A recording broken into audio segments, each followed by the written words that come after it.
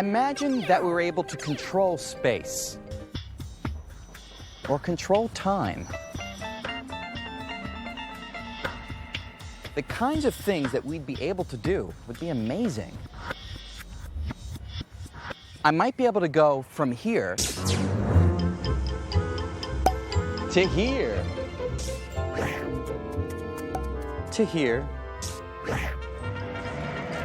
to here, and over to here in only an instant. Now, we all think that this kind of trip would be impossible, and it probably is. But in the last few years, our ideas about the true nature of space and time have been going through some changes, and things that used to seem like science fiction are looking not so far-fetched. It's all thanks to a revolution in physics called string theory, which is offering a whole new perspective on the inner workings of the universe. String theory holds out the promise that we can really understand questions of why the universe is the way it is at the most fundamental level. String theory is really the Wild West of physics. This is an area of theoretical physics which is so radically different from anything that's been before. This radical new theory starts with a simple premise that everything in the universe, the Earth, these buildings, even forces like gravity and electricity, are made up of incredibly tiny, vibrating strands of energy called strings. And small as they are, strings are changing everything we thought we knew about the universe, especially our ideas about the nature of space. To see how, let's first shrink all of space to a more manageable size. Imagine that the whole universe consisted of nothing more than my hometown, Manhattan. So now, just one borough of New York City makes up the entire fabric of space. And just for kicks, let's also imagine that I'm the CEO of a large corporation with offices on Wall Street. Because time is money, I need to find the quickest route from my apartment here in Upper Manhattan to my offices in Lower Manhattan. Now, we all know that the shortest distance between 2 points is a straight line, but even if there's no traffic, a bit of a stretch, even in our imaginary Manhattan, it'll still take us some amount of time to get there. By going faster and faster, we can reduce the travel time, but because nothing can go faster than the speed of light, there's a definite limit to how much time we can cut from our journey.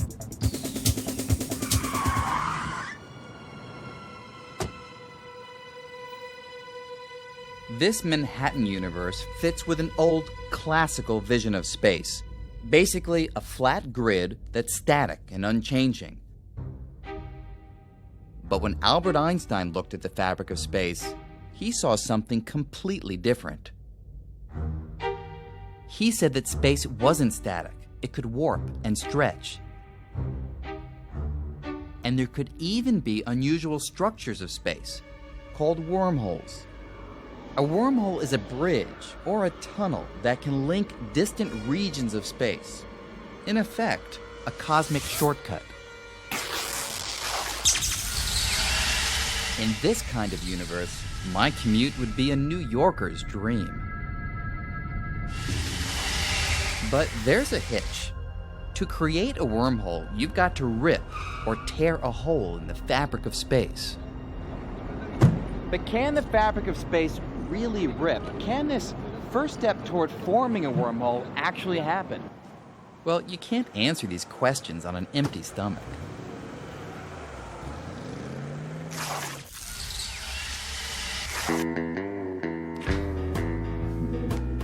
Turns out that by looking at my breakfast, coffee and a donut, we can get a pretty good sense of what string theory says about whether the fabric of space can tear. Imagine that space is shaped like this donut. You might think that it would be very different from a region of space shaped like this coffee cup. But there's a precise sense in which the shape of the donut and the coffee cup are actually the same, just a little disguised. You see, they both have one hole. In the donut, it's in the middle, and in the coffee cup, it's in the handle. That means we can change the donut into the shape of a coffee cup and back again without having to rip or tear the dough at all. Okay, but suppose you want to change the shape of this donut into a very different shape, a shape with no holes. The only way to do that is to tear the donut like this, and then reshape it.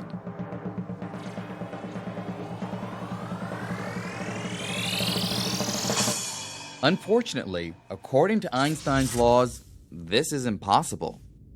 They say that space can stretch and warp, but it cannot rip. Wormholes might exist somewhere fully formed, but you could not rip space to create a new one over Manhattan or anywhere else. In other words, I can't take a wormhole to work. But now, string theory is giving us a whole new perspective on space, and it's showing us that Einstein wasn't always right. To see how, let's take a much closer look at the spatial fabric. If we could shrink down to about 1/millionth of a billionth of our normal size, we'd enter the world of quantum mechanics. The laws that control how atoms behave. It's the world of light and electricity and everything else that operates at the smallest of scales. Here, the fabric of space is random and chaotic. Rips and tears might be commonplace. But if they were, what would stop a rip in the fabric of space from creating a cosmic catastrophe? Well, this is where the power of strings comes in. Strings calm the chaos. And as a single string dances through space, it sweeps out a tube. The tube can act like a bubble that surrounds the tear, a protective shield with profound implications. Strings actually make it possible for space to rip. Which means that space is far more dynamic and changeable than even Albert Einstein thought. So, does that mean that wormholes are possible? Will I ever be able to take a stroll on Everest? Grab a baguette in Paris? And still make it back to New York in time for my morning meeting? It would be kind of cool, though it's still a very distant possibility. But one thing that is certain is that string theory is already showing us that the universe may be a lot stranger than any of us ever imagined. For example, string theory says we're surrounded by hidden dimensions, mysterious places beyond the familiar three-dimensional space we know. People who've said that there are extra dimensions of space have been labeled as, crackpots or people who are bananas. I mean, what do you think there are extra dimensions? Well, string theory really predicts it. What we think of as our universe could just be one small part of something much bigger. Perhaps we live on a membrane, a three-dimensional membrane that floats inside a higher dimensional space. There could be entire worlds right next to us, but completely invisible. These other worlds would, in a very literal sense, be parallel universes. This isn't a particularly exotic or strange notion. No wonder physics students are lining up to explore the strange world of string theory. String theory is very active. Things are happening. There are a lot of people doing it. Most of the young kids, given the choice, at a ratio of something like 10-to-1, they will go into string theory. But strings weren't always this popular.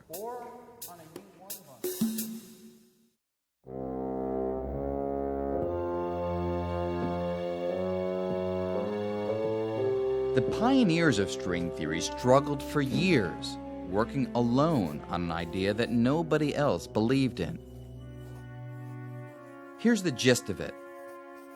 For decades, physicists believed that the tiniest bits inside an atom were point particles. Flying around the outside were the electrons, and inside were protons and neutrons, which were made up of quarks. But string theory says that what we thought were indivisible particles are actually tiny vibrating strings. It's nothing really mystical. It's a really tiny string. It either closes into its little circle or it has endpoints, but it's just a little string.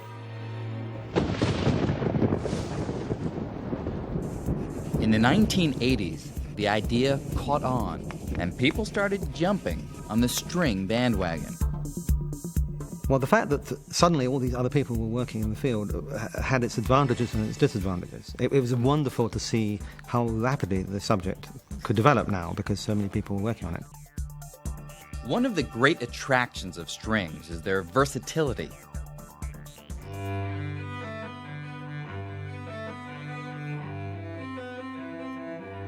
Just as the strings on a cello can vibrate at different frequencies, making all the individual musical notes, in the same way, the tiny strings of string theory vibrate and dance in different patterns, creating all the fundamental particles of nature.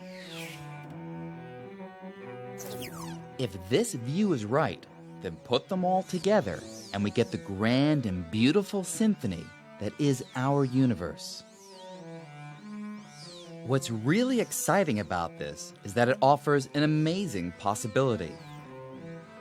If we could only master the rhythms of strings, then we'd stand a good chance of explaining all the matter and all the forces of nature, from the tiniest subatomic particles to the galaxies of outer space.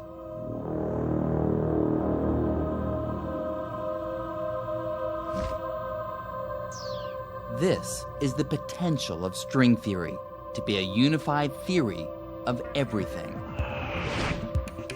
But at first sight, in our enthusiasm for this idea, we seem to have gone too far.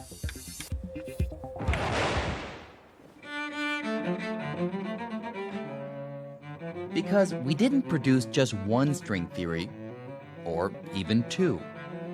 We somehow managed to come up with 5. 5 different string theories, each competing for the title of the theory of everything. And if there's going to be the fundamental theory of nature, there ought to be one of them. I suppose a number of string theorists thought, oh, that's fantastic, that's wonderful, and maybe one of these will end up being the right theory of the world. And yet there must have been a little nagging voice at the back of their head that said, well, why are there 5? With 5 competing players, the stage of string theory was looking a little crowded. The 5 theories had many things in common. For example, they all involved vibrating strings, but their mathematical details appeared to be quite different. Frankly, it was embarrassing. How could this unified theory of everything come in 5 different flavors? This was a case where more was definitely less. But then, something remarkable happened. This is Ed Witten. He's widely regarded as one of the world's greatest living physicists, perhaps even Einstein's successor. Ed Witten is a very special person in the field. He clearly has a grasp, particularly of the underlying mathematical principles, which is far greater than most other people. Well, you know, we all think we're very smart, and he's so much smarter than the rest of us. In 1995, string theorists from all over the world gathered at the University of Southern California for their annual conference. Ed Witten showed up at Strings 95 and rocked their world. I was really trying to think of something that would be significant for the occasion. And actually, since 5 string theories was too many, I thought I would try to get rid of some of them.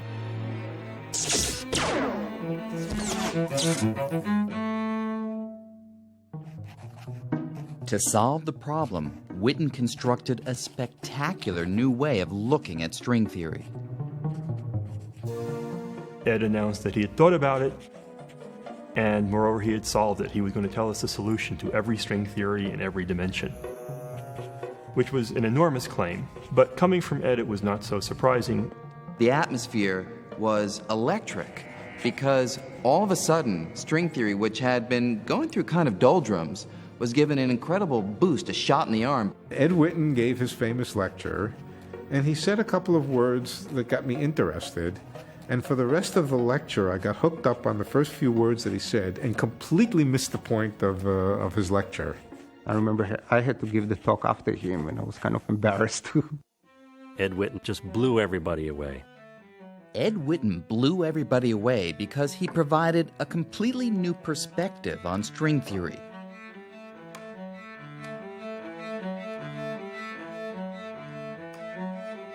From this point of view, we could see that there weren't really 5 different theories.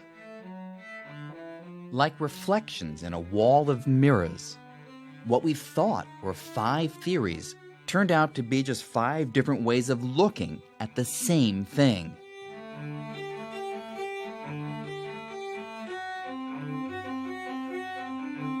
String theory was unified at last. Witten's work sparked a breakthrough so revolutionary that it was given its own name, M theory, although no one really knows what the M stands for. What is the M for? M theory. M theory. M theory. M theory. M theory. M theory is a theory. I don't actually know what the M stands for. Well, the M has... I've heard many descriptions. Mystery theory, magic theory. It's the mother theory. Matrix theory. Monstrous theory. I don't know what Ed meant. M stands for magic, mystery, or matrix, according to taste. I suspect that the M is an upside-down W for Witten. Some cynics have occasionally suggested that M may also stand for murky, because our level of understanding of the theory is in fact so primitive. Maybe I shouldn't have told you that one. Whatever the name, it was a bombshell. Suddenly, everything was different. There was a lot of panic, if you like, realizing that big things were happening and all of us not wanting to get left behind in this new revolution of string theory. After Witten's talk, there was renewed hope that this one theory could be the theory to explain everything in the universe. But there was also a price to pay. Before M theory, strings seemed to operate in a world with 10 dimensions.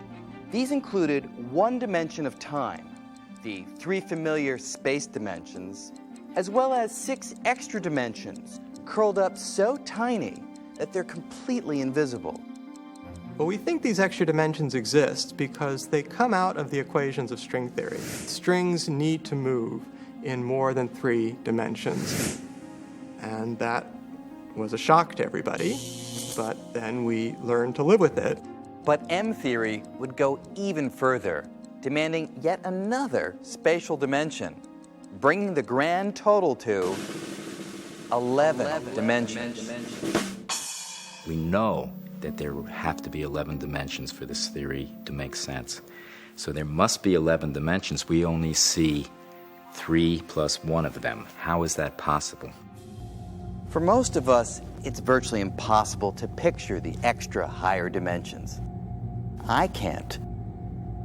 And it's not surprising. Our brains evolved sensing just the 3 spatial dimensions of everyday experience. So, how can we get a feel for them?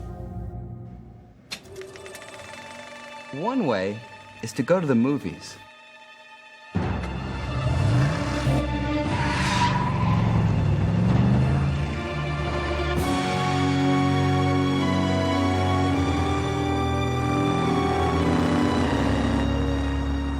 We're all familiar with the real world having 3 spatial dimensions.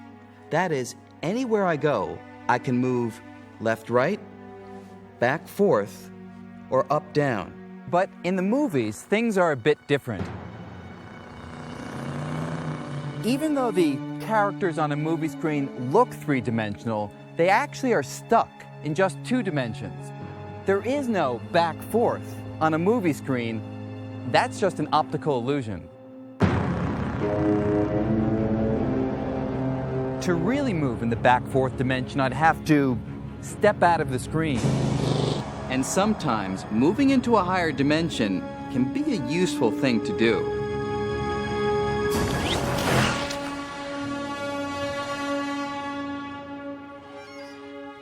So, dimensions all have to do with the independent directions in which you can move. They're sometimes called degrees of freedom. The more dimensions or degrees of freedom you have, the more you can do. That's right. And if there really are 11 dimensions, then strings can do a lot more too. People found fairly soon that there were objects that lived in these theories, which weren't just strings, but were larger than that. They actually looked like membranes or surfaces. The extra dimension Witten added allows a string to stretch into something like a membrane, or a brain for short. A brain could be three-dimensional, or even more. And with enough energy, a brain could grow to an enormous size. Perhaps even as large as a universe. This was a revolution in string theory. String theory has gotten much more baroque. I mean, now there are not only strings, there are membranes. People go on calling it string theory, but the string theorists are not sure it really is a theory of strings anymore. The existence of giant membranes and extra dimensions would open up a startling new possibility. That our whole universe is living on a membrane inside a much larger, higher dimensional space. It's almost as if we were living inside a loaf of bread.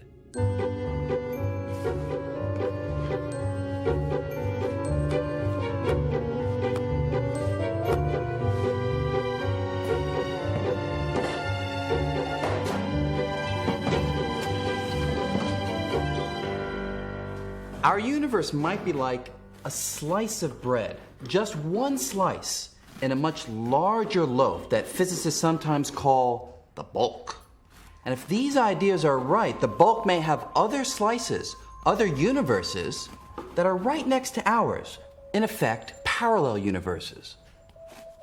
Not only would our universe be nothing special, but we could have a lot of neighbors.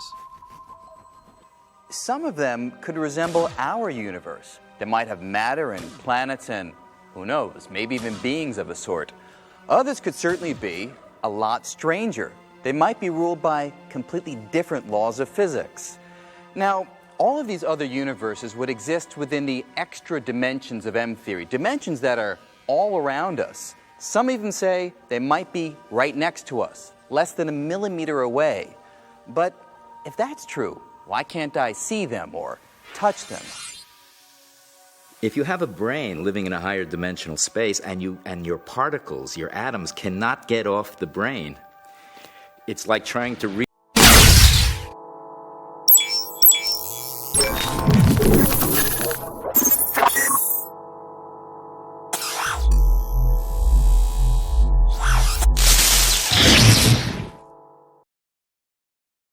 out, but you can't touch anything. It might as well be on the other end of the universe. And it's a very powerful idea, because if it's right, it means that our whole picture of the universe is clouded by the fact that we're trapped on just a tiny slice of the higher dimensional universe. It is a powerful idea, especially because it may help solve one of the great mysteries of modern science. It has to do with gravity. It's been more than 300 years since Isaac Newton came up with the universal law of gravity, inspired, as the story goes, by seeing an apple fall from a tree. Today it seems obvious that gravity is a powerful force.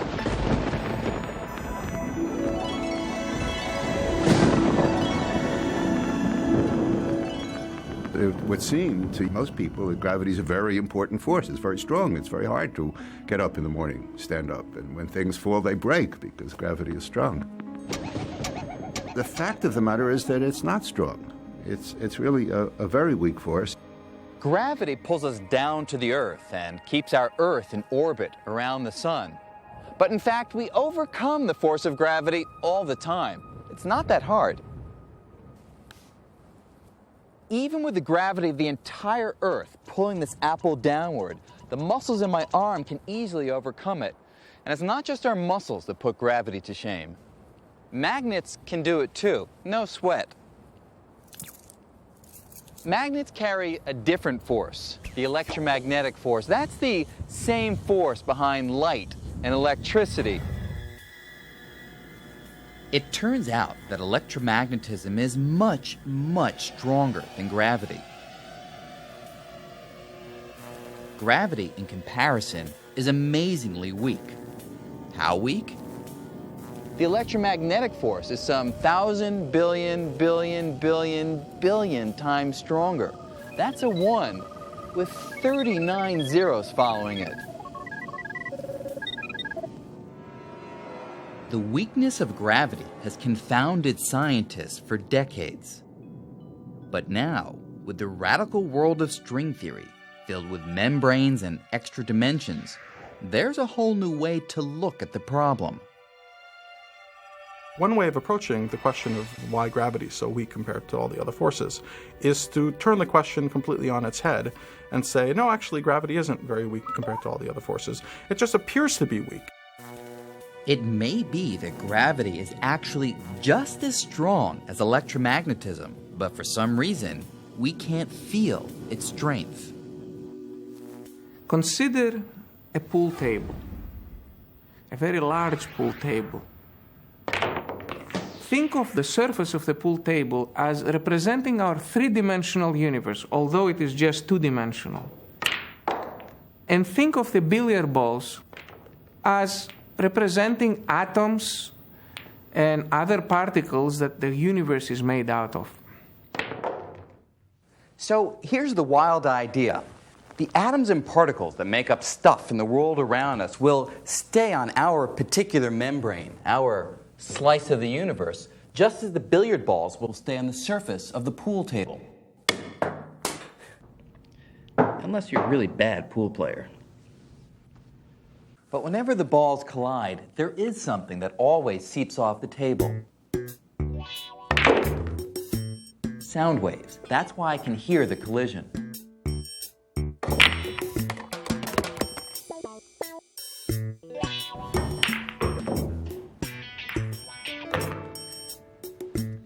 Now, the idea is that gravity might be like the sound waves. It might not be confined to our membrane. It might be able to seep off our part of the universe.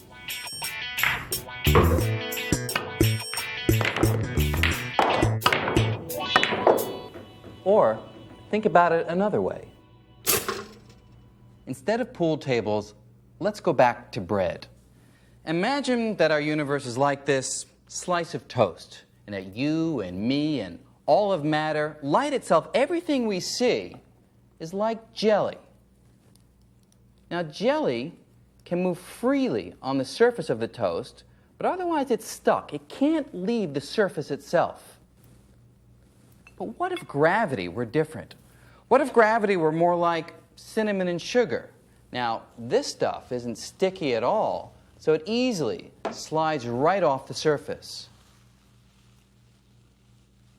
But why would gravity be so different from everything else that we know of in the universe?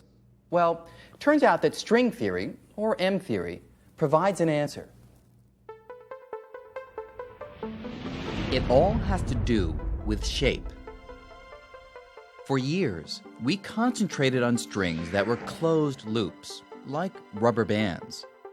But after M theory, we turned our attention to other kinds. Now we think that everything we see around us, like matter and light, is made of open-ended strings.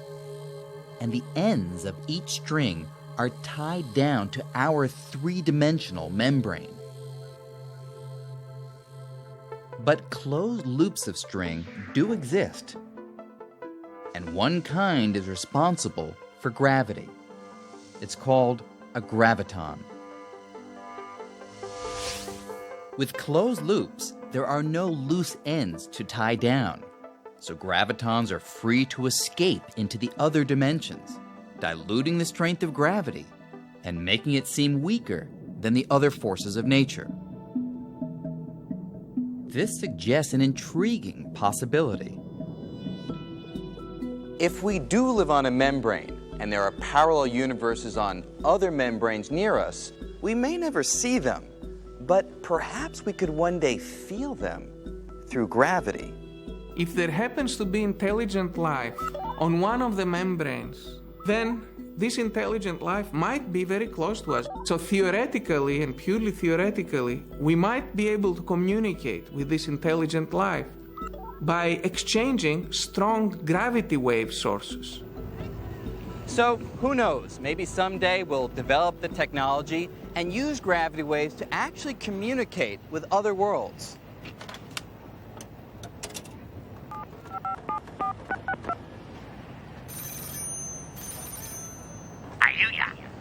Yeah, hey, it's Brian. How you doing? Brian, what Jabby Woofalapa Jabba Simpsons? We don't really know if parallel universes could have a real impact on us. But there is one very controversial idea which says they've already played a major role. In fact, it gives them credit for our existence. As the classic story goes, the vast universe we see today was once extremely small, unimaginably small. Then, suddenly, it got bigger. A lot bigger during the dramatic event known as the Big Bang. The Big Bang stretched the fabric of space and set off the chain of events that brought us to the universe we know and love today. But there's always been a couple of problems with the Big Bang theory. First, when you squeeze the entire universe into an infinitesimally small but stupendously dense package, at a certain point, our laws of physics simply break down. They just don't make sense anymore. The formulas we use start giving answers that are nonsensical. We find total disaster. Everything breaks down, and we're stuck. And on top of this, there's the bang itself. What exactly is that? That's actually a problem. The classic form of the Big Bang theory really says nothing about what banged, what happened before it banged, or what caused it to bang. Refinements to the Big Bang theory do suggest explanations for the bang, but none of them turn the clock back completely to the moment when everything started. Most people come at this with the naive notion that there was a beginning, that somehow space and time emerged from nothingness into somethingness. Well, I don't know about you, but I don't like nothing. Do I really believe that the universe was a big bang out of nothing? And I'm not a philosopher, so I won't say, but I can imagine to a philosopher that is a problem. But to a physicist, I think it's also a problem. Everyone admits there are problems. The question is, can string theory solve them? Some string theorists have suggested that the Big Bang wasn't the beginning at all, that the universe could have existed long before, even forever. Not everyone is comfortable with the idea. I actually find it rather unattractive to think about a universe without a beginning. It seems to me that a universe without a beginning is also a universe without an explanation. So what is the explanation? What if string theory is right, and we're all living on a giant membrane inside a higher dimensional space? One of the ideas in string theory that was particularly striking to me and suggested perhaps a new direction for cosmology is the idea of brains and the idea of brains moving in extra dimensions. Some scientists have proposed that the answer to the Big Bang riddle lies in the movements of these giant brains.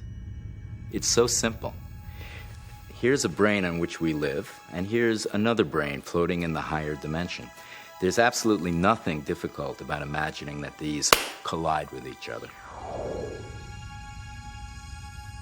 According to this idea, sometime before the Big Bang, two brains carrying parallel universes began drifting toward each other. Until all of that energy has to go somewhere. Where does it go? It goes into the Big Bang. It creates the expansion that we see, and it heats up all the particles in the universe in this big fiery mass. As if this weren't weird enough, the proponents of this idea make another radical claim. The Big Bang was not a special event. They say that parallel universes could have collided not just once in the past, but again and again. And that it will happen in the future. If this view is right, there's a brain out there right now headed on a collision course with our universe. So another collision is coming, and there'll be another Big Bang, and this will just repeat itself for an indefinite period into the future. It's an intriguing idea. Unfortunately, there are a few technical problems. Well, that was a very ingenious scenario that arose naturally within string theory. However, the good old problems creep back in again. The fact is, we don't really know what happens when two brains collide. You can wind up with the same situation we had with the Big Bang. The equations don't make sense. They have to make a lot of assumptions in their models, and I don't think they've really solved the problem of the Big Bang in string theory. If string theory is the one true theory of the universe, it will have to solve the riddle of the Big Bang. And there's a lot of hope that someday string theory will succeed. But for now, there's also a lot of uncertainty. As promising and exciting as the theory is, we don't entirely understand it. It's as if we've stumbled in the dark into a house, which we thought was a two-bedroom apartment, and now we're discovering is a 19-room mansion, at least, and maybe it's got 1,000 rooms, and we're just beginning our journey. So, how sure are we that the universe is the way that string theory describes it?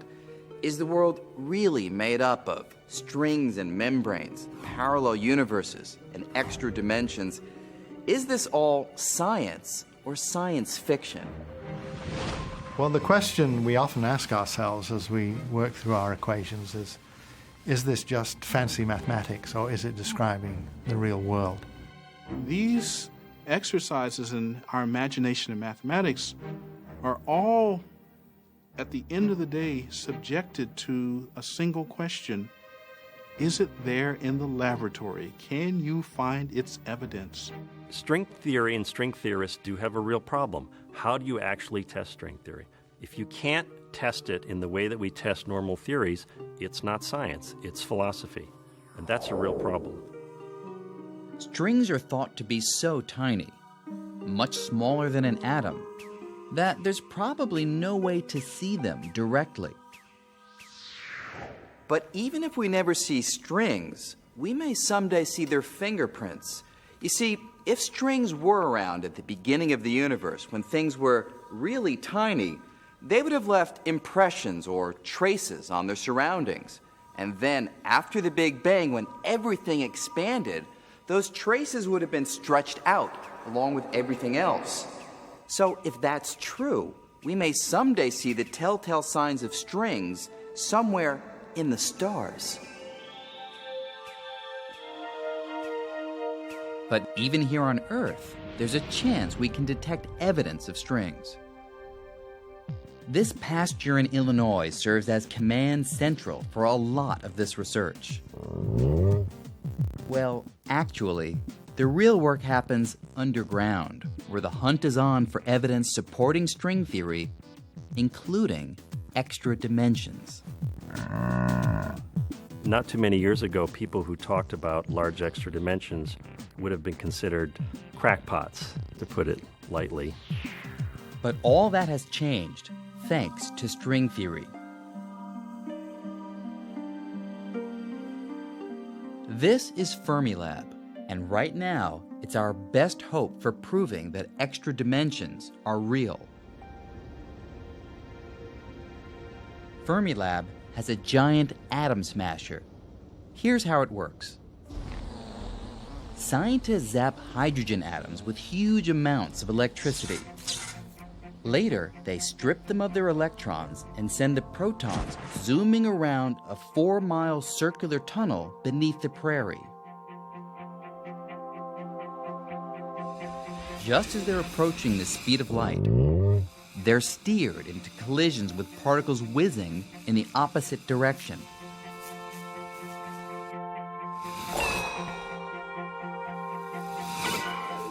Most collisions are just glancing blows, but occasionally there's a direct hit. The result is a shower of unusual subatomic particles. The hope is that among these particles will be a tiny unit of gravity, the graviton. Gravitons, according to string theory, are closed loops, so they can float off into the extra dimensions. The grand prize would be a snapshot of a graviton at the moment of escape. And then the graviton goes to the extra dimension, and then it shows in the detector by its absence. You see it by its absence. Unfortunately, Fermilab hasn't yet seen the vanishing graviton. And the pressure is on, because another team is hot on the same trail.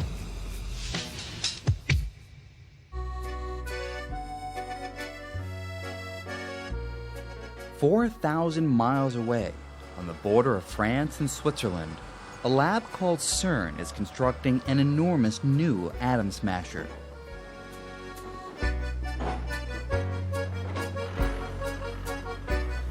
When it's finished, it will be 7 times more powerful than Fermilab's.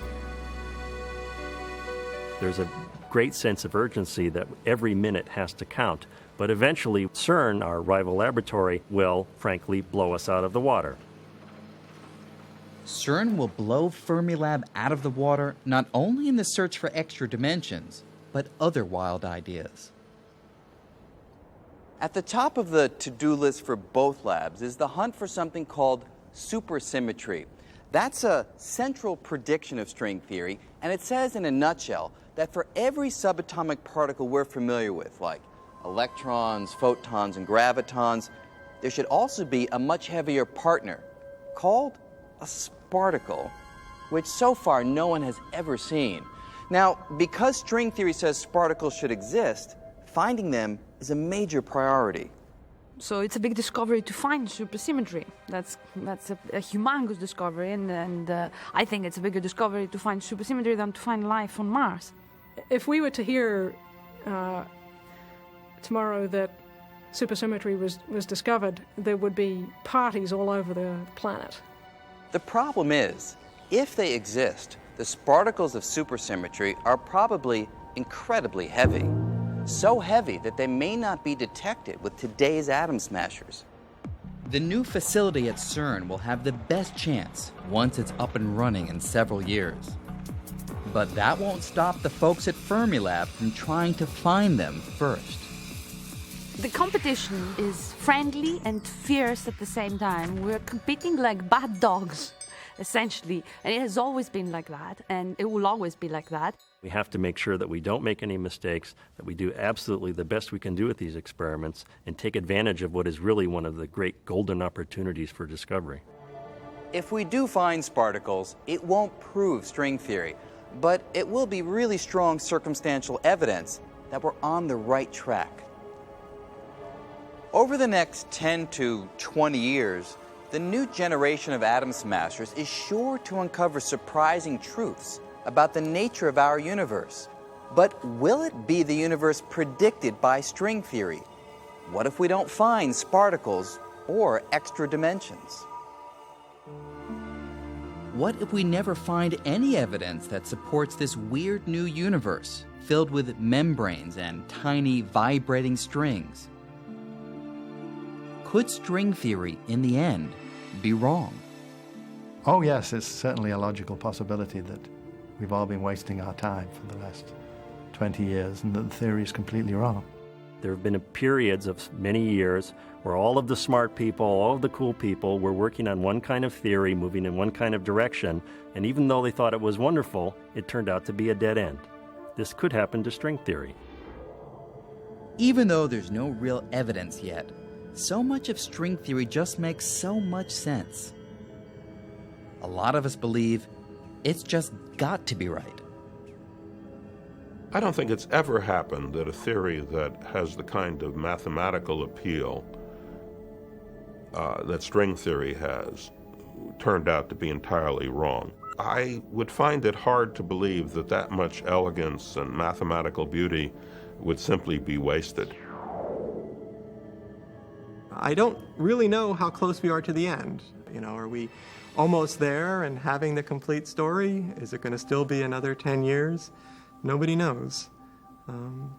I think it's going to keep me busy for a long time.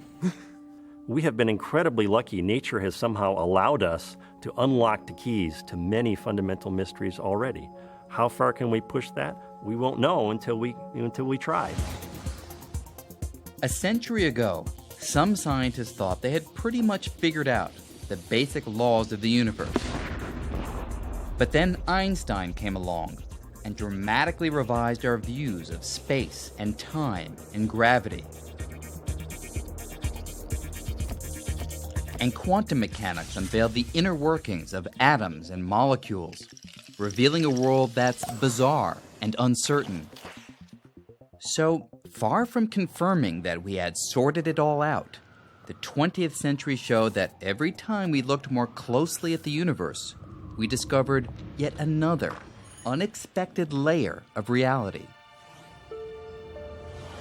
As we embark on the 21st century, we're getting a glimpse of what may be the next layer.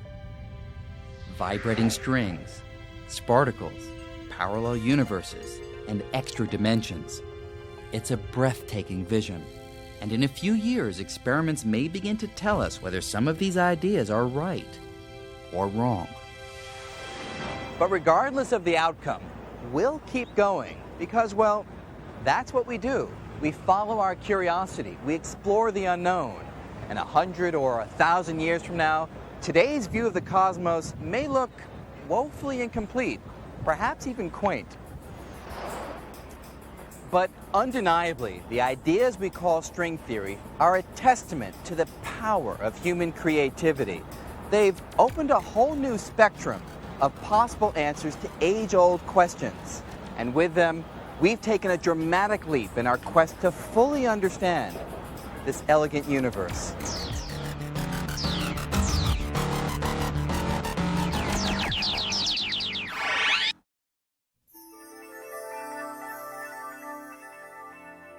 On NOVA's website, go behind the scenes with Brian Greene. Journey into the subatomic world. Play with strings. Picture other dimensions and much more. Find it on pbs.org.